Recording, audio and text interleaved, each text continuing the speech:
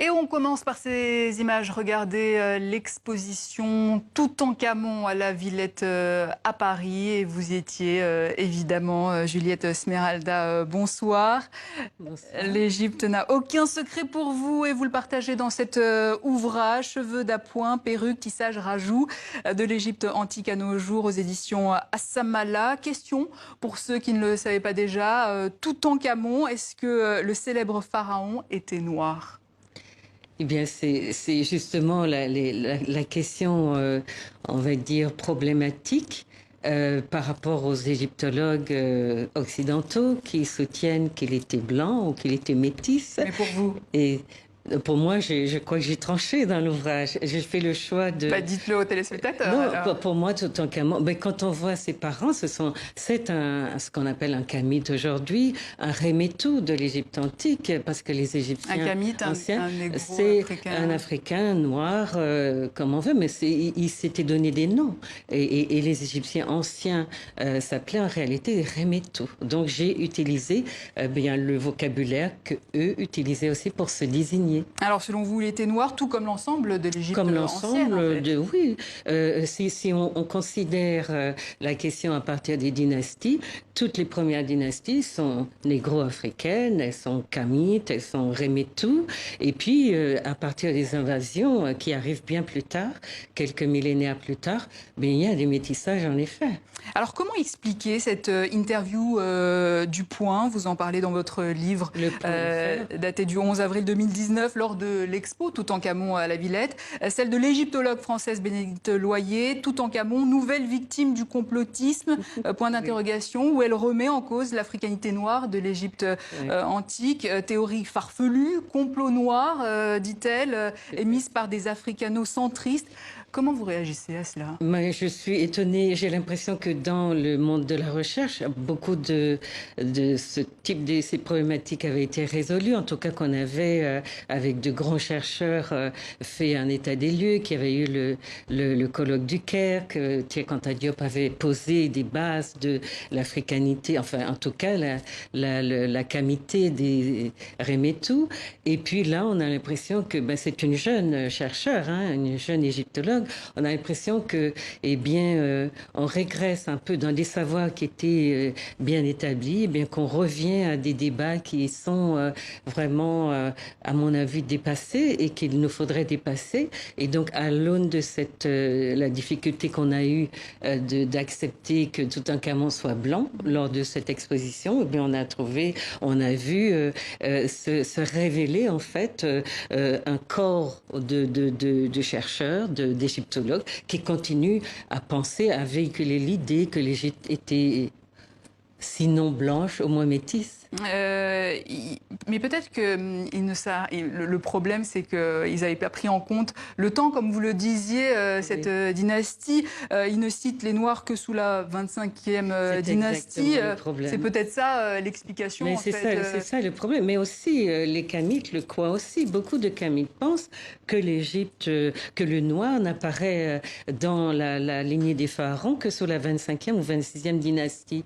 Mais oui, l'idée que, enfin, ce qui m'a intéressé dans la déconstruction de ces problématiques qui, à mon avis, sont dures et de manière inconsidérée, c'était de reprendre la problématique en hiérarchisant les dynasties et en cherchant les phénotypes qui étaient dominants à chaque dynastie, sous chaque dynastie. Et pour construire ce livre, justement, vous avez pris en compte le témoignage de plusieurs experts en la matière. Comment on fabrique un livre comme celui-ci?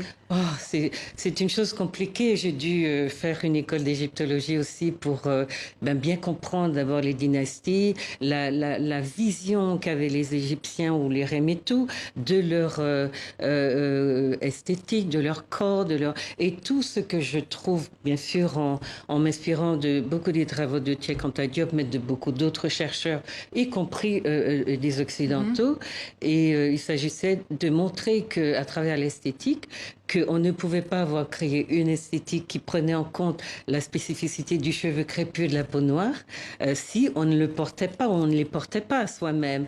Donc pour moi, c'est les problématiques qui remettent en cause, entre guillemets, la race des Égyptiens sont des problématiques qui font l'impasse sur des choses qui sont, j'allais dire, basiques, essentielles et qui crèvent les yeux quand on décide de regarder qui habitait cette partie de l'Égypte, enfin c'est du continent africain. Donc le cheveu aussi est un enjeu politique. Non, mais c'est pour cela que je suis partie de la texture du cheveu. Et en parlant de l'esthétique capillaire, je vais donc montrer que les pharaons, et tous les, si vous voulez, les premières dynasties jusqu'à la 18e dynastie, même si à partir de là, on voit se dessiner des figures métisses, mais on est essentiellement chez les Noirs, aux cheveux crépus et à la peau noire.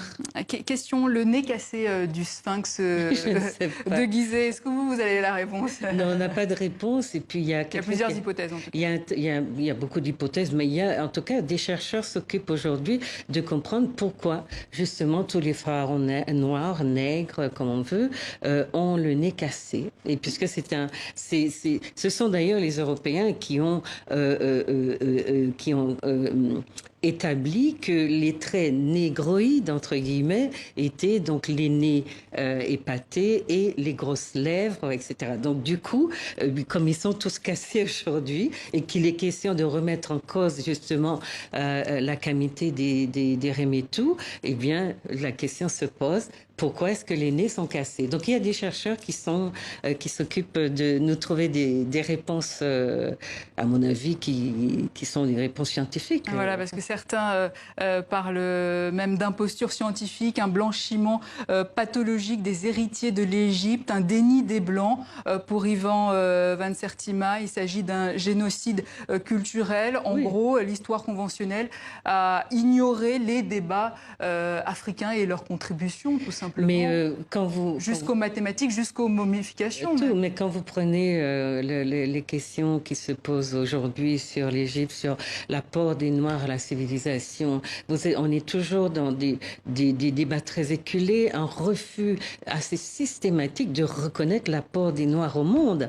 Et franchement, quand j'ai fait le choix de partir des premières dynasties en travaillant sur l'esthétique capillaire et puis beaucoup d'autres aspects, hein, le parfum, les coiffures, le rasage du crâne, la coloration des cheveux, le maquillage. On remonte donc aux Rémétaux, qui sont ceux-là qui apportent, au-delà des mathématiques, etc., qui apportent leur conception de l'esthétique au monde. Et le monde entier s'inspire de cette esthétique et est aujourd'hui, c'est une esthétique qui est pratiquée partout où on va. Donc, il s'agit de bien casser le mythe du métissage du Rémétou, d'accepter qu'il était donc un personnage